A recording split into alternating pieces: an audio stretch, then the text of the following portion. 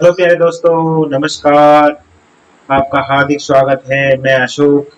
आज हम संस्कृत साहित्य का एक इम्पोर्टेंट टॉपिक जो यूपीएससी ऑप्शनल में या फिर नेट जीआरएफ पीएचडी वगैरह है, वो सभी में काम आने वाला एक टॉपिक नीति शतकम। यही नहीं, ये प्रत्येक व्यक्ति के काम में आने वाला एक टॉपिक है। ये प्रत्येक व्यक्ति के जीवन को एक सद्मार्ग वाला रास्ता दिखा सकता है। इस मंगलाचरण में जैसे कि हम इसमें पढ़ेंगे नीति शतकम के बारे में।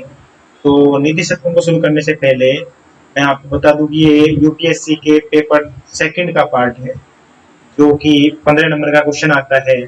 सर क्वेश्चन आंसरिंग भी है इसमें, तो ये काफी ज्यादा नंबर का एक मटेरियल बन जाता है। इसमें 20 नंबर में से 20 नंबर आने की संभावना भी रहती है, यानी कि इसमें बेस मात्र नंबर कटते हैं, यानी कि एक दो नंबर कट जाए। 18 में से 17 नंबर यानी 10 अंक तो आने की पूर्ण पूर्ण संभावना रहती है। ऐसा विषय संस्कृत जो आपके अंकों में काफी ज्यादा उछाल ला सकता है। तो दोस्तों, किसी भी विषय को शुरू करने से पहले यानी संस्कृत साहित्य का कोई भी विषय होता है, उसको शुरू करने से पहले एक मंगलाचरण होता है। उस मंगलाचरण में कभी देव स्तुति करता है, यानी कि देव स्तुति, यानी किसी ईश्वर की स्तुति।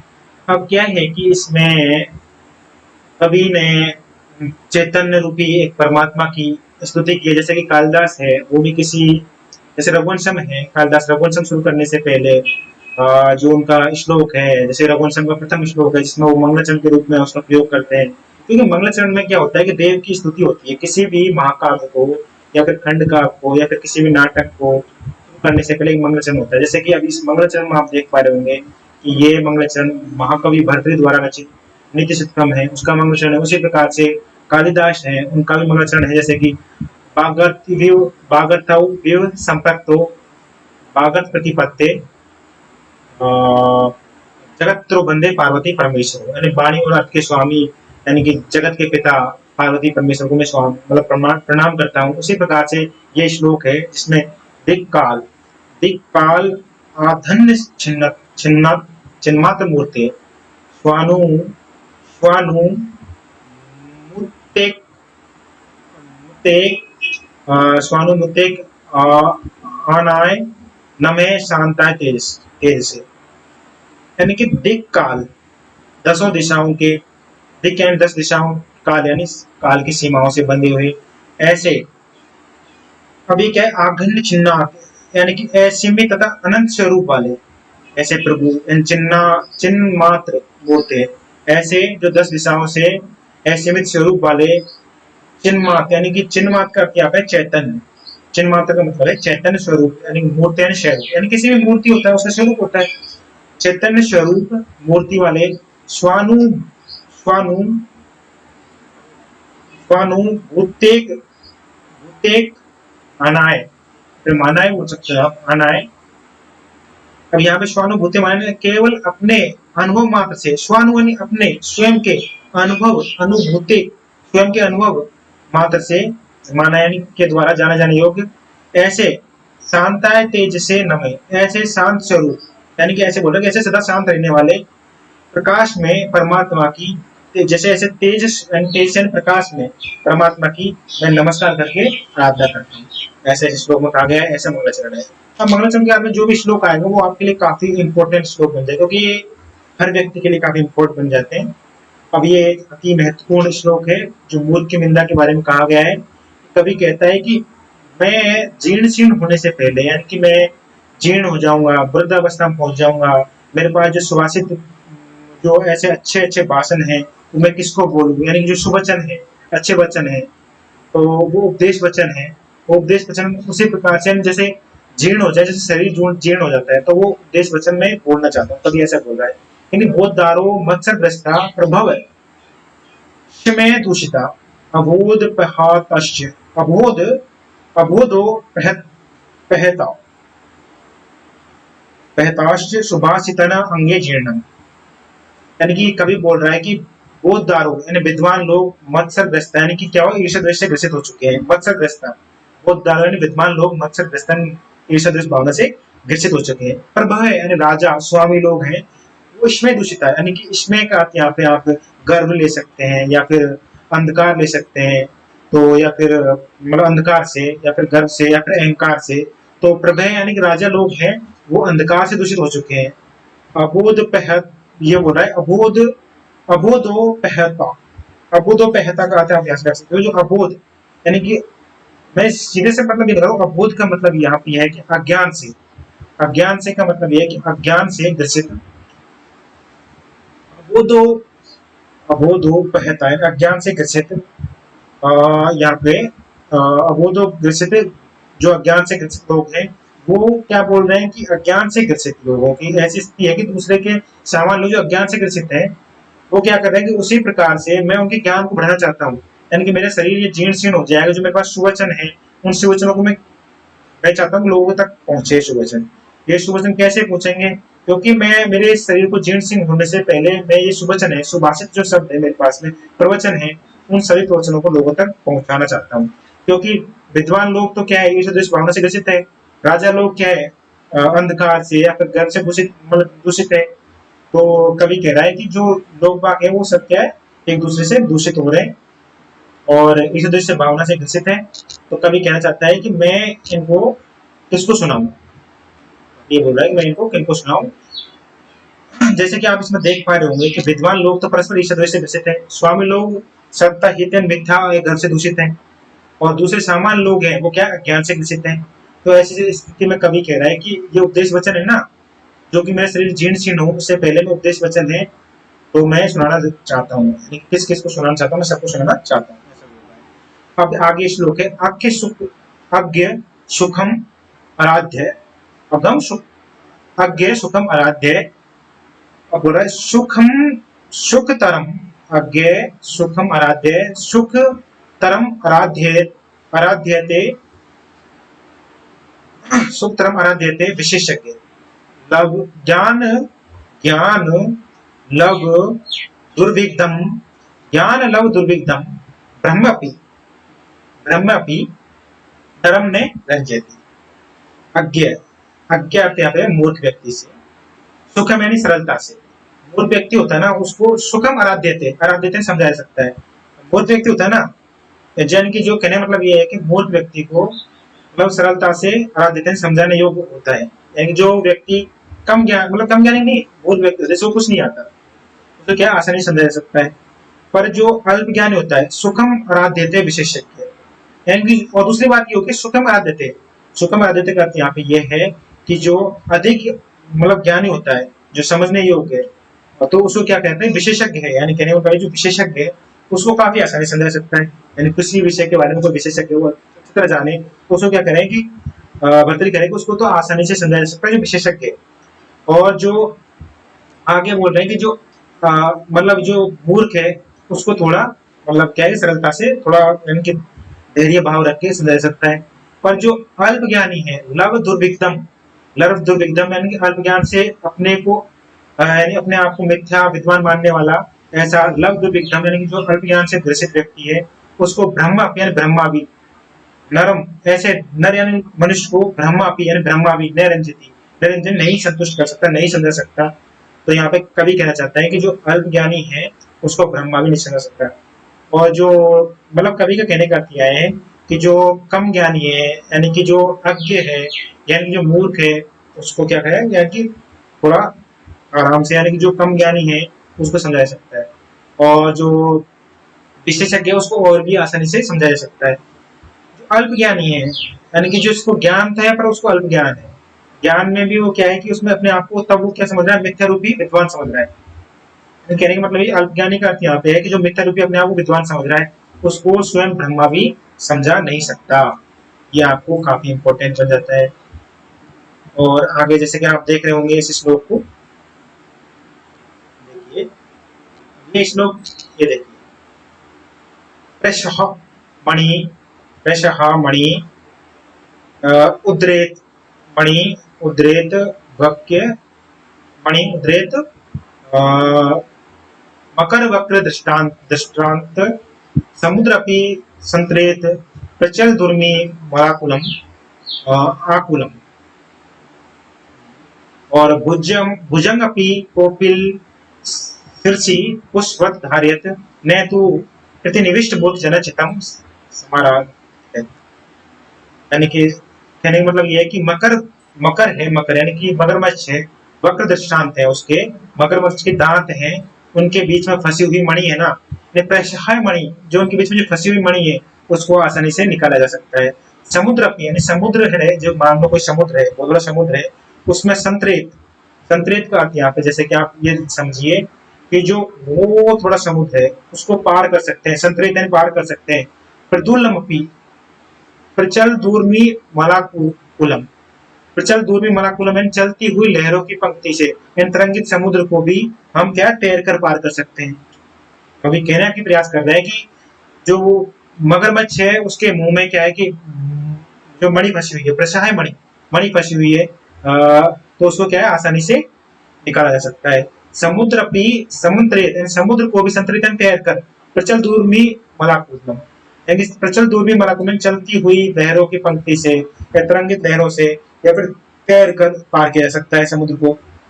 भुजंगमपि कोपिलम शीर्षि पुष्पधारितम यानी भुजंगमपि यानी भुजंग यानी कि क्रोध से कोपिल यानी क्रोध से व्याकुल या फिर शीर्षि यानी क्रोध से व्याकुल, व्याकुल कोई क्या है सर्प है, उसको भी शीर्ष या सिर पर पुष्प धारित है, पुष्प के समान धारण किया जा सकता है।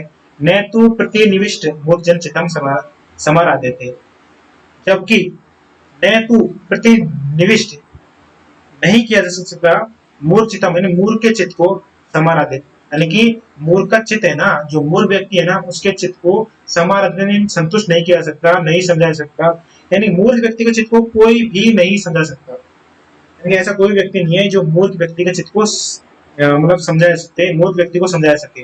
यानी कि जो प्रसाय मणि, प्रसाय मणि मकर बक के दृष्टांत प्रसाय यानी कि जो मगर बक के दृष्टांत है, मगर बक के यानी कि जो मगरमच्छ के दांतों में जो मणि फंसी है उसको निकाला जा सकता है। समुद्र अपनी संतरित प्रचल दूरमी मलाकुलम, जो समुद्र में समुद्र है, इतना बड़ा समुद्र है उसको तैर कर पार किया जा सकता है। और जो सर्प है भुजंग अपनी कोपिल शीर्षि पुष्प धारित, जो सर्प है जो क्रोध से व्याकुल सर्प है उसको पुष्प के समान सिर पर धारण करके या किसी पुष्प के समान धारण किया जा सकता है। पर जो मूर्ख व्यक्ति है उसका चित्त है, उसको कोई भी व्यक्ति दुराग्रही व्यक्ति है, जो मूर्ख जनचित व्यक्ति है उसको कोई नहीं समझा सकता। सीधा सा यहाँ पे है। अब नेक्स्ट श्लोक में चलते हैं। लवेत सिक्तासु तेरम यत्न पीड़म पिबेत मृग कृष्णिकासु सलिलम पाशदितुम कदाचित् कदाचिदपि पर्यक्षत विषाणम आसादेत न तु प्रतिनिविष्ट मूर्खजनचितम लवेत यानी प्राप्त किया जा सकता है, सिक्तासु यानी कि बालू से, तेलम यानी कि लवेत में प्राप्त किया जा सकता है, सिक्तासु यानी कि जो रेत है उससे तेल प्राप्त किया जा सकता है, यत्न प्रयास किया जाए तो पीड़िया में यानी कि उसको यानी कि लवेत सिक्तासु यानी जो ये कहने का मतलब यहाँ पे ये है कि हम जो सिक्तासु है रेत से भी हम तेल को लवेत में प्राप्त कर सकते हैं। अगर हम प्रयास करें तो हम लवेत सिक्तासु तेलम यत्न पीड़म लवेत में प्राप्त कर सकते हैं। सिक्तासु क्या है मिट्टी से तेलम यत्न प्रयास करके तेल को प्राप्त कर सकते हैं। कहने का अर्थ यह है कि हम मिट्टी है या फिर बालू है, रेत है, उससे भी हम प्रयास करें तो तेल को प्राप्त कर सकते हैं। विवेद मृग कृष्णिका सलीलम पिपाट सकी, अगर एक बहुत बड़ा क्या रेगिस्तान है, विवेद यानी पी सकता है, मृग कृष्णिका यानी मृग है कोई हिरण है जो क्या है प्यास से व्याकुल है, तृष्णिका तृष्णिका प्यास से व्याकुल मृग है, सलील पिपाद यानी कि आसानी से क्या कर सकता है वो पानी को प्राप्त कर सकता है, देख सकता है, पानी प्राप्त कर सकता है। यानी कि मरुस्थल है उसमें भी मृग तृष्णिका को शांत कर सकता है। मृग अपनी तृष्णिका को मरीचिका के द्वारा वो भागता रहता है कि वहां पे पानी है, वहां पे पानी है। जैसे देखा होगा आपने मृग तृष्णिका नहीं होता है, जैसे कि मरुस्थल है उसमें दूर दूर तक क्या होता है, जैसे लगता है कि वहां जाएंगे तो वहां पानी मिल जाएगा, दूर से दिखता है कि वहां पे पानी है। जैसे कि आप रोड पे देखा होगा जब आप बाइक लेके जाते हैं दूर से आपको लगता है जब दोपहर होती है कि वहां पे पानी है, इस रोड पे पानी होता नहीं है। तो वैसे ही क्या है एक मृग होता है कि वो भी है ना प्रयास करे ना तो एक मरुस्थल में भी पानी को प्राप्त कर सकता है। कदाचित प्रेक्षण विषाण मशा देते हैं, कदाचित किसी प्रकार से पर्यटन करता हुआ एक विषाण या एक वो है क्या नाम है शशि यानी कि उसको बोलते हैं क्या बोलते हैं इसको खरगोश को, विषाण में सिंहों को प्राप्त कर सकता है। आदित्य वो सिंहों को प्राप्त कर सकता है, सिंहों उसके भी उग सकते हैं। यानी कि जो विषाण यानी कि कभी आपने खरगोश के सिंह नहीं देखेंगे, अगर वो प्रयास करे ना खरगोश यानी खरगोश भी घूमते घूमते कदाचित कहीं ना कहीं सिंहों को प्राप्त कर सकता है। पर जो मूर्खजन का चित्त है ना, उसको कभी भी समझाया नहीं जा सकता।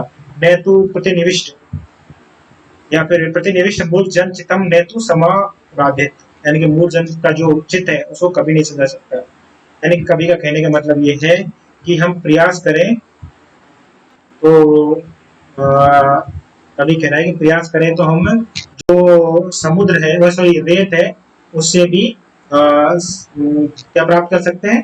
भद्री कह रहे हैं कि दुराग्रही मनुष्य है उसको समझा नहीं सकता, पर हम बात कर रहे हैं कि बालू के तेल से भी, यानी बालू है ना, समुद्र में जो बालू है उससे भी तेल प्राप्त किया जा सकता है। बरफ मृत्तिकाएं हैं, यानी जल बल है जो दूसरे उसको दिखता नहीं है, तो उससे भी वो क्या कर सकता है, अपनी प्यास बुझा सकता है। और जो मूर्धन का चित्त है उसको नहीं समझा जा सकता। तो ये इसमें इसने कहा है। आप इसके बात को आप जैसे देख सकते हो, महाकवि भरते इस पद में दुराग्रही मूर्ख मनुष्य का वर्णन करते हुए कहते हैं कि बालू में से तेल निकाला जा सकता है, मृग मरीचिकाओं में जल पाना तक कहीं भी खरगोश के सींग पाना असंभव कार्य नहीं है। यानी कि खरगोश भी सींग प्राप्त कर सकता है। यदि वे असंभव कार्य भी कदाचित संभव हो जाते हैं, पर हठी मूर्ख व्यक्ति है ना, उसको नहीं समझा सकता, नितांत असंभव है। मूर्ख व्यक्ति को या दुराग्रही व्यक्ति को जो अड़ा रहता है उसको, उसके सामने तर्क या युक्ति युक्त नहीं सुना सकते हैं, वो तर्क ही करेगा वो। नेक्स्ट श्लोक देखिए। व्याल बाल मृणाल, व्यालम बाल मृणाल तंतु भी रो दे तुम समुज जबते। यानी कहने का अर्थ यह है कि यहाँ पर जो व्याल मैंने हाथी को, जो मृणाल तंतु है, मृणाल तंतु छोटे से तंतु से भी समुद्र समुचित है, मैंने उसको क्या किया, छोटे से तंतु से भी एक बड़े हाथी है उसको समुचित यानी संभाला जा सकता है। और भेतुम वज्रम अपी सरिस कुसुम सन्निहते, भेतुम का अर्थ यहाँ पे ये है कि भेदा जा सकता है। वज्रम अपी यानी कि जो हीरा है ना उसको भी, सरिस कुसुम सन्निहते यानी कि जो वज्रम अपी जो मणि है ना, यानी कि जो एक हीरा है उसको भी सरिस कुसुम यानी सरिस के कुसुम के छोटी सी नोक है उससे भी उसको काटा जा सकता है, भेदा जा सकता है। माधुर्य बिंदु माधुर्य मधु बिंदु नाम रच्यतु आराम बुद्धियते, यानी कि माधुर्य रूप एक छोटे से मधु के बिंदु है ना, एक छोटा शहद की बिंदु है, वो भी एक बहुत बड़े छाराम बंधु, यानी कि एक बहुत बड़े छाराम बुध यानी खारे समुद्र को माधुर्य यानी मीठा कर सकता है। एक छोटा सा शहद का मतलब एक छोटा शहद की बूंद भी डाल देना तो एक बहुत बड़े समुद्र को मीठा किया जा सकता है। न तो वांछति, न तो वांछति नहीं किया जा सकता, न तो वांछति यानी कि नहीं समझा सकता, वांछित किया जा सकता। कर्मपि यथा सुक्ते सुदाश चंदपि, यानी कि यहाँ पे कवि कह रहा है कि जो मनुष्य है बलपूर्वक जो भी कार्य है उसको कर सकता है, पर वो क्या है, मूर्ख व्यक्ति है, उसको उसके चित्त को वो नहीं समझा सकता। तो यहाँ पे जैसे आप देख पा रहे होंगे कि जैसे दुराग्रही व्यक्ति है उसको कोई सुधार नहीं सकता, नितांत असंभव है। वही बात कही है कि यहाँ पे कवि भर्तृहरि मानते हैं कि अड़ियल स्वभाव वाले मूर्ख व्यक्ति को मधुसूदन उद्देश्य से भी समाज पर ले आया जा सकता है ना। तो उसमें वो बात कर रहे हैं कि मनुष्य है ना, यानी कि जो मनुष्य हाथी को कमल दंड के तंतुओं से बांधने का प्रयास कर सकता है, सरिस उसकी नोक से दृढ़ हीरे को काटने का प्रयत्न कर सकता है, मधु की बूंद मात्र से खारे समुद्र में मिठास लाने की चेष्टा कर सकता है, जो मूर्ख लोगों को अमृत वर्षी सुवचनों से सज्जनों के मार्ग पर ले आ सकता है। पर जो दुराग्रही व्यक्ति है ना उसको कोई नहीं समझ सकता, दुराग्रही व्यक्ति है या मूर्ख व्यक्ति है उसको नहीं समझा जा सकता। तो इसमें कभी ये कहना चाहता है। और जैसे नेक्स्ट श्लोक पे जाते हैं हम नेक्स्ट श्लोक में बोल रहे हैं कि जो स्वायत्तम स्वायत्तम एकांत हितम,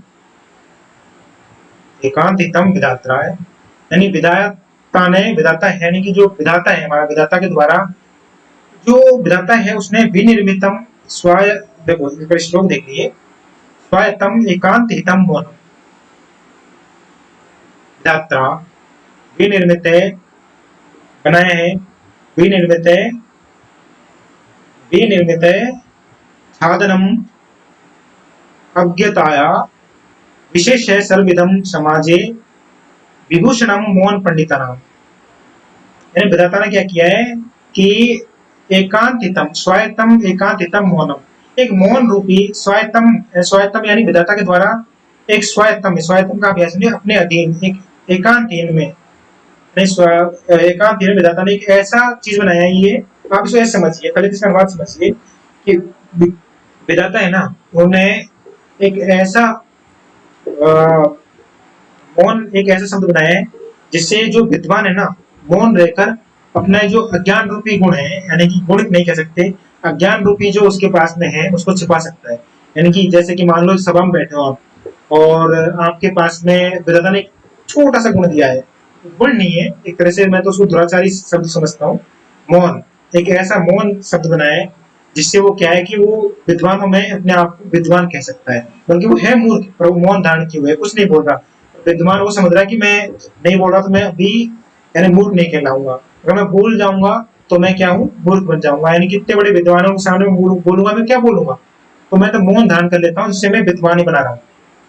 तो बात यहाँ भी हो रही है कि स्वायत्त स्वायत्त एकांत ही मौन, यानी कि स्वाहित, यानी कि बोल रहे हैं कि सदैव हितकारी साधन मौन, जो विधाता द्वारा बनाया गया हुआ एक एकांत रूपी, एक एकांत में है, सदैव हितकारी से एक एकांत में एक ऐसा गुण बनाया है, ऐसे गुण का विनिर्मित में निर्माण किया है, जो कि विशेष सर्वविधम समाज, यानी कि जो विशेषज्ञों का सिर्फ सर्वविधम समाज है उसमें वो एक आभूषण के रूप में, यानी जो मौन है उसको आभूषण के रूप में धारण करके जो पंडित जन है वो अपना आभूषण बना लेते हैं मौन को, ताकि वो जो एक विशेषज्ञ जैसे समाज है विद्वानों के बीच में वो मौन धारण करके अपने विद्वता को छुपा के रखे, यानी कि जो अपने मूल रूपी विद्वता है उसको छुपा ले। सीधा कहने का मतलब यह है कि जो लोग है ना, विधाता के द्वारा मूर्ख लोगों की मूर्खता को छिपाने के लिए अपने अधीन रहने वाला एक सर्वदा हितकारी साधन मौन बनाए है।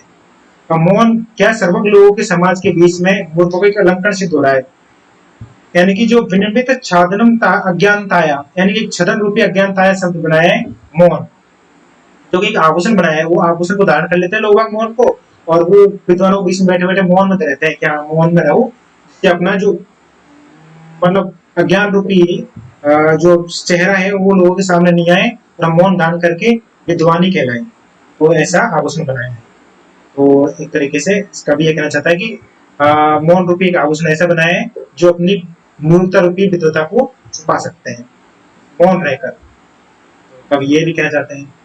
अब ये बोला यदा कंचिदो अहम गज इव मंदाक संभव है, बहुत ही इंपॉर्टेंट श्लोक है। यदा कंचिदो अहम गज इव मंदाक संभव है, यदा एंड जब, कंचिदो अहम यानी एक टाइम ऐसा था जब मैं एक वक्त ऐसा था जब मैं अहम यानी मैं गज इव मंदाक, गज यानी हाथी के समान, मंदाक था यानी कि हाथी के समान अपने आप को मंदाक यानी समझता था। यदा अहम तदा अहम सर्वज्ञो अस्मि भवद लिप्तम मम मने, जब मैं सर्वज्ञो अस्मि यानी सर्वज्ञ यानी विद्वान लोग हैं, बुद्ध जन सकाद अवगत है, यानी कि यदा कंचित कंचित बुद्ध जन सकाद अवगत है, यानी जब मैं बुद्ध जनों के पास में गया, यानी कि जो विद्वान जनों के पास में गया, तब मैंने जाना कि मैं तो पहले से समझता कि मैं सर्वज्ञ, यानी कहने का मतलब यदा कंचित अहम गज मंदार संभव है, जब मैं कभी कभी कंचिदन अहम में गज के समान मंदित होता था कि सर्वज्ञ अस्मिन भवद लिप्तम मम मन है, यानी कि मेरा मन है वो सबको जानता है, मैं सब पूर्ण तरीके से विद्वान हूँ, ऐसा मैं अपने आप को समझता था। सर्वज्ञ अस्मिन भवद लिप्तम मम मन है, यानी कि मैं अपने आप को क्या समझता, सर्वज्ञ समझता, यानी कि अपने आप को क्या समझता, यानी कि मैं मतलब सबसे बड़ा सर्वज्ञ अस्मिन, सभी मैं, यानी कि मैं क्या हूँ, एक तरीके से विद्वान पुरुष हूँ। तो यदा तब कंचित किंचित किसी किसी प्रकार से बुद्ध जन सकाद अवगतम, जब मैं बुद्ध जन विद्वान जनों के संपर्क में आया, तदा मूर्खो अस्मिन, तब मेरा मूर्ख रूपी जो ज्वर था कि मैं सबसे बड़ा विद्वान हूँ, जब मैं विद्वानों के संसर्ग में गया तो मेरा मूर्ख रूपी जो ज्वर था मधु में बहकर, जो मेरा मूर्ख रूपी ज्वर है वो धीरे धीरे ठंडा पड़ गया। यानी कभी कह रहा है कि जब मैं ना अल्पज्ञानी था, यानी कि जब मैं मतलब अल्पज्ञानी था, उन्हें मुझे पता है मैं अल्पज्ञानी था, पर मैं अपने आप को यानी कि सर्वज्ञ समझता था और अपने आप को गज मंदाक, जैसे हाथी मंदाक होता है अपने आप में किसी दूसरे को समझता ही नहीं है, मंदाक गति से चलता है, ऐसा अपने आप को समझता था।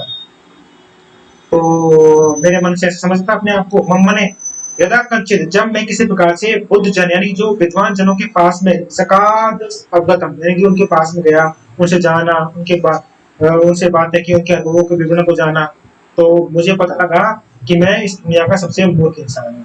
तथा मूर्ख स्मृति, यानी कि तब बदली कह रहा है कि तब यानी मेरा मूर्ख रूपी जो ज्वर था वो धीरे धीरे मद के रूप में, जो मद रूपी ज्वर था वो एक ज्वर के रूप में, जैसे बुखार धीरे उतर जाता है, वैसा मेरा मूर्ख रूपी ज्वर था। मैं अपने आप विद्वान समझ रहा था, वो मूर्ख रूपी ज्वर था। वो धीरे धीरे ज्वर के समान, यानी बुखार के समान ज्वर होता है ना, उसके समान मेरा धीरे धीरे चला गया। अभी संवाद को आप यहाँ देखिए, जब मैं अल्पज्ञानी था तब हाथी के समान घमंड में चूर हो गया, और तब मैं सर्वज्ञ हूँ ऐसा मानकर मेरा मन गर्वयुक्त होता था। यानी कि जब मैं देखता था, कहा समझ रहे, मैं ही सर्वज्ञ हूँ, सर्वज्ञ अस्मिन् भवद लिप्तम मम मन, यानी कि मैं ही सर्वज्ञ हूँ, ऐसे समझता अपने आप को। और जब मैं, यानी कि जब बोलते कि जब मैं बुद्ध जनों के समीप गया और जैसे मैंने कुछ ज्ञान प्राप्त किया, तो मैं मूर्ख हूँ ऐसा समझने वाला मेरा जो गर्व है वो ज्वर की तरह समाप्त हो गया। यानी कि अल्प मिथ्या गर्व का कारण बनता। कभी आत्मानुभव से कहते हैं कि अल्प ज्ञान से मैं मत गजराज के समान अपने आप को मदमत समझता था। अज्ञान के ज्ञान होने पर अभिमान तुरंत दूर हो गया। कहने का मतलब ये है कि जब मुझे विद्वानों की संगति मिली तो अपनी अज्ञानता का भान हुआ। जब मैं विद्वानों के संसर्ग में गया तो मुझे पता लगा कि मैं तो कुछ भी नहीं हूँ, अज्ञानी हूँ मैं तो। जैसे जैसे उपयुक्त औषधि से जो ज्वर है, जैसे मान लो कोई ज्वर ले लेते हैं, यानी उपयुक्त औषधि ले लेते हैं, तो उससे क्या होता है कि ज्वर खत्म हो जाता है अपना। यानी कि ये बोल रहा है ना, यदा कंचित कंचित बहुत जन सकाल, जब मैं कुछ कुछ विद्वान जो के संसर्ग में आया तथा मूर्ख अस्मि ज्वर है ये मंदाग्धो में व्याप्त, तब मूर्ख रूपी ज्वर है, यानी किसी औषधि को लेकर ज्वर धीरे धीरे खत्म होता है। वैसे ही मैंने क्या किया, यानी कि जो विद्वान लोग हैं उनसे ज्ञान लिया, तो उससे क्या मेरा मूर्ख रूपी ज्वर धीरे धीरे कम होने लग गया। ऐसा कभी किया है। अब सुनो, ये बहुत ही इंपॉर्टेंट श्लोक है, जो आपको काफी इंपॉर्टेंट लगेगा और आपको काफी अच्छा लगेगा और आपके जीवन को एक दिशा देगा। कृमि कुलचितम लालाक्लिनम विगंध जुगुप्स्या, कृमि कुलचितम लालाक्लिन विगंधि जुगुप्सितम निरुपम रसम प्रीत्या खादन स्वा यानी कुत्ता, पार्श्वस्तम सुरपति यानी पास में सुरपति को देखकर भी, सॉरी, प्रत्याखादनम खरस्ति नमिषम सुरपतिमपि स्वय पार्श्वस्थम विलोकने शक्यते नहीं गण्यति क्षुद्रो जंतु परिग्रहतु फलभूताम। यानी कृमि कुल चितम, यानी कि ये एक हड्डी है जो कृमि कीड़ों से कुलचित है, यानी कीड़ों से लगी हुई एक हड्डी है। लाला किलनम विगंधी जुगुप्सम, जो कि क्या है कि वो लार से घिली हुई है। लाला किलनम यानी लार से घिली हुई है, यानी विगंधी दुर्गंध मार रही है। जुगुप्सितम यानी क्या है कि घृणित है, यानी जुगुप्सा आ रही है, यानी घृणा आ रही है उसको देखकर। ऐसी एक हड्डी है, उसको जो भी मांस रहित है। निरुपम रसम पृथ्वी खादनम खरा अस्थि निरामिषम, यानी कि क्या है वो मांस रहित है और यानी उसमें कोई मांस भी नहीं है, ऐसी हड्डी है। आगे क्या बोल रहा है, कभी निरुपम रस प्रिय, रस बिना रस के, बिना रस के यानी जो क्या है रस प्रियतम, अत्यधिक आनंद या प्रेम ले रहा है उसको खाने में। यानी कहने का मतलब है कृमि कुलचितम, यानी कीड़ों के समूह से भरी हुई, लाला की लम्बी लाल से घिरी हुई, विगंधी यानी कि सुगंध मारती हुई, गंध मारती हुई, जुगुप्सा, जुगुप्सा यानी है ना घृणित, एक ऐसी खरा अस्थि, यानी कि किसी की अस्थि, एक गधे की अस्थि है, गधा है उसकी अस्थि को, निरामिषम, निरामिषम का यहाँ पे मांस रहित है, जिसमें कोई बिना विषम मांस के, बिना मांस के रहित, निरुपम रसम, यानी कि बड़े चाव से क्या खा रहा है उसको, बड़े प्रेम से खा रहा है। निरुपम रसम प्रेतम, बड़े प्रेम से उसका रसपान कर रहा है। सुरपति यानी कि जो, यानी कि वो सुरपति यानी इंद्र, फिर इंद्र स्वयं पार्श्वस्थम, इंद्र को जो कुत्ता है स्वयं कुत्ते को पार्श्व, यानी इंद्र क्या है, जो इंद्र सुरपति मपी यानी सुरपति भी स्वयं पार्श्वस्थम, यानी कि स्वयं कुत्ते के पास में आता है, तो विलोकने संकेत उसको देखकर शंका नहीं करता, बल्कि सोचता है कि ये इंद्र है, मेरी इस जो हड्डी है इसको ले नहीं ले, ऐसे सोच रहा है। यानी स्वयं इंद्र है, वो कुत्ते के पास में आए और कुत्ते के, यानी कि यहाँ पे इंद्र का मतलब यह बोला है कि इंद्र जैसे भगवान है, ऐसा बोला है। मैं भी नहीं समझता भगवान है कि नहीं है, पर मैं इतना समझता हूँ कि आप इसके अनुवाद को अच्छी तरह से लीजिए कि यानी कि एक तरह से उन्होंने बताया कि इंद्र को जैसे कि भाई स्वयं भगवान आ जाए और आप हड्डी को खेलो, तो भगवान दर्शन करोगे फिर हड्डी को देखोगे। यानी आपको अच्छा खाद्यान्न दे दिया जाए कि रसगुल्ले, यानी अच्छी तरह मिष्ठान दे दिए जाए, आपको अच्छे से मिष्ठान दे दिए जाए और आप मिष्ठानों के सामने खड़े हैं और साइड में यानी कि शिव जी हैं या फिर कृष्ण भगवान है और वो मिष्ठान है, तो आप शिव जी के पास जाओगे उन मिष्ठानों को खाओगे। और वो मिष्ठानों में क्या है, गंदी लार पड़ी हुई है, उसमें मक्खियां हो रही हैं उधर से, और उन मिष्ठानों को खाने लग रहे हो, बगल में कृष्ण भगवान है, क्या कृष्ण भगवान जाओ, ऐसे सोचने लग जाओ आप। ऐसे ही ये स्वयं कुत्ता पास में सुरपति यानी इंद्र को देखने पर भी, पार्श्व में इंद्र खड़े होने पर ही विलोकन संकेत देखकर इसको क्या नहीं कर रहा, विलोकन संकेत यानी शंका में नहीं आ रहा है, नहीं गण्यति यानी कि नहीं उसको गिनता है कि हाँ आगे होगा इंद्र आगे होगा, तो उस बल्कि डरा और रहा है कि कहीं मेरी जो हड्डी है, जो निराम विषम हड्डी है, बिना मांस की जो हड्डी है, जिसमें कृमि कुछ नहीं, जिसमें सुगंध आ रही है, कीड़ों से रहित है, जुगुप से घृणित हड्डी है, लाला किले में लाल से भरी हुई हड्डी है, उसको क्या कर रहा है, संकेत हो रहा है कि ये ले नहीं दे मुझे मेरी इस हड्डी को। सुरपति यानी कि सुरपति यानी कि जो सुरों के पति हैं या फिर इंद्रदेव हैं, वो ले नहीं दे कहीं, नहीं गणित उस इंद्रदेव उसको गिन नहीं रहा कुत्ता, और अपने क्या बड़े चाव से उसको खा रहा है।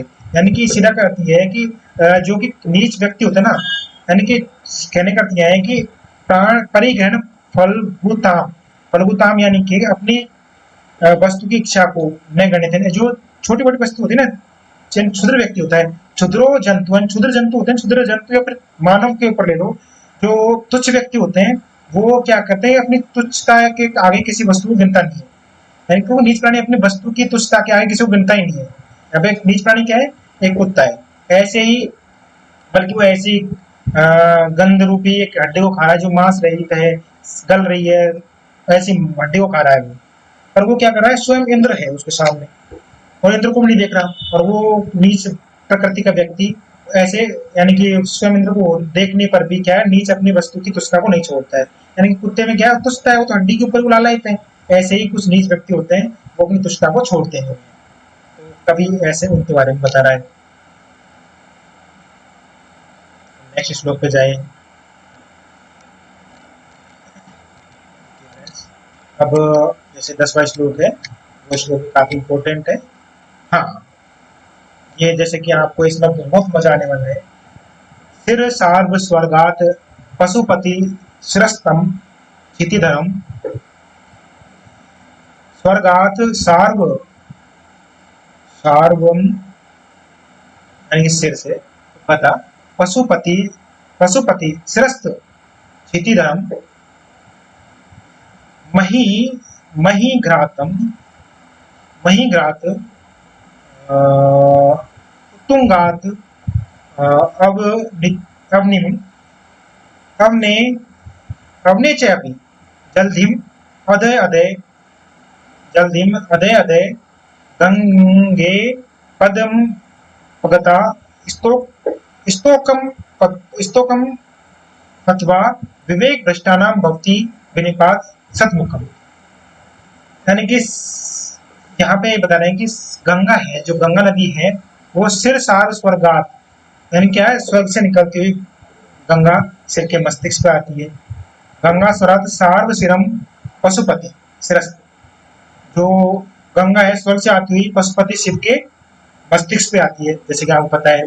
फिर उसके बाद में क्या है कि उसी प्रकार से सिरस्त क्षतिम धर्म उत्तुंगत महीग्रत नितम, उसी प्रकार से जो गंगा है, आप जैसे क्या देखिए,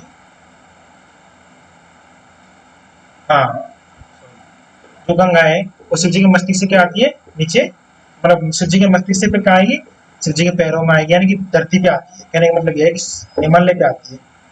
वही कीर्तन पर्वत से अब निम्न, यानी कि उतर कर पृथ्वी पर क्या करती है, पृथ्वी पर आती है, और पृथ्वी पे क्या है, पृथ्वी से क्या होती है, लोगों के पैर तक जाती है, जलदम अधो एम गंगे पद पुगता स्तोक मथम। इसी प्रकार से गंगा है जो क्या करती है, धीरे धीरे गंगा है पदम उपगताम स्तोकतम, धीरे धीरे क्या आती है, लोगों के पैरों तक आती है। जैसे कि आपने देखा है गंगा नदी कहाँ पैरों में आ जाती है, पैर हाथ पैर धोने लग जाते हैं। इसी प्रकार से जो विवेक भ्रष्ट लोग होते हैं, जो अपना विवेक बिना यूज किए ही कार्य करते हैं, या फिर अपना दिमाग का बिना प्रयोग किए ही भ्रष्ट लोग होते हैं, यूज करते हैं, उनका ऐसे ही भवती विनिपात सतमुखम, ऐसे ही सैकड़ों प्रकार से उनका विनिपात, यानी क्या होता है, विनिपात यानी कि सैकड़ों बार वो विनिपात प्राप्त करते हैं, यानी सैकड़ों बार वो क्या करते हैं, पतन को प्राप्त करते हैं। विनिपात का मतलब यहाँ पे पतन, यानी जो गंगा है स्वर्ग से भगवान शंकर के मस्तिष्क पर पहुंची है। फिर सार्व स्वर्गात पशुपति श्रस्त धर्म, यानी जो गंगा है स्वर्ग से क्या की है, शिव जी के मस्तक, पशुपति शिरस्तम, पशुपति के सिर पर आई है। और फिर उसके बाद में क्या है, महिध्रातु, महिघ्रात अवनील, महिघ्रात अवनील, यानी अवनील का अर्थ यहाँ पे ये है कि जो महिघ्रात, महिघ्रात को आप ऐसे समझिए कि जैसे कि आपने देखा होगा कि जब शिव जी के मस्तिष्क से वो, शिव जी के मस्तिष्क से फिर कहाँ पे आती है, वो हिमालय पे आती है। तो उसी प्रकार से कभी कह रहा है कि जो पर्वतराज हिमालय है उससे क्या है, महिघ्रात यानी पर्वतों से, महिघ्रात यानी बहुत ऊपर जो ग्रात पर्वतों से क्या है, अवनी यानी पृथ्वी पर, अवनी यानी यहाँ पे अवनी यानी पृथ्वी पर आती है। ठीक है। और जैसे कि तथा वो ऊंचे पर्वतों से धरती पर आई और पृथ्वी से समुद्र को प्राप्त हुई, और तत्व जलिदम, और जल में मिल गई, समुद्र के जल में मिल गई। हाँ? इस प्रकार से वो पैरों में भी आई, अधो अधय गंगे पद्म होता, इस प्रकार से वो क्या है, धीरे धीरे पृथ्वी पर आई, समुद्र से प्राप्त हुई, और वह गंगा नीचे नीचे गिरती हुई अत्यंत तुच्छ निम्न स्थान तक पहुंच गई। इन लोगों को पैर तक आने लग गए, लोग बाग उसमें नहाने लग गए, सब कुछ करने लगे, पैर धोने लग गए। यानी कि इसी प्रकार से वास्तव में विवेक सुन जो विवेक भ्रष्टानाम भक्ति निपात सतमुखम, जो विवेक भ्रष्ट लोग होते हैं उनका इसी प्रकार से सैकड़ों सतमुखम, सैकड़ों प्रकार से विनिपातन पतन होता है। नहीं अपने विवेक का प्रयोग कीजिए तब किसी कार्य को कीजिए, नहीं आप ऐसे अगर विवेक के बिना विवेक के प्रयोग के आप किसी कार्य को करोगे तो ऐसे सैकड़ों प्रकार से सतमुखम, सैकड़ों प्रकार से पतन, विनिपातन पतन को भक्तन प्राप्त होगी। यहाँ पे कह रहा है, इन जो गंगा स्वर्ग से भगवान शंकर के मस्तिष्क में पहुंची, फिर शिव जी के मस्तिष्क से हिमालय पर्वत पर उतरी, तत्पश्चात उस ऊंचे पर्वत से धरती पर आई और पृथ्वी से समुद्र को प्राप्त हुई।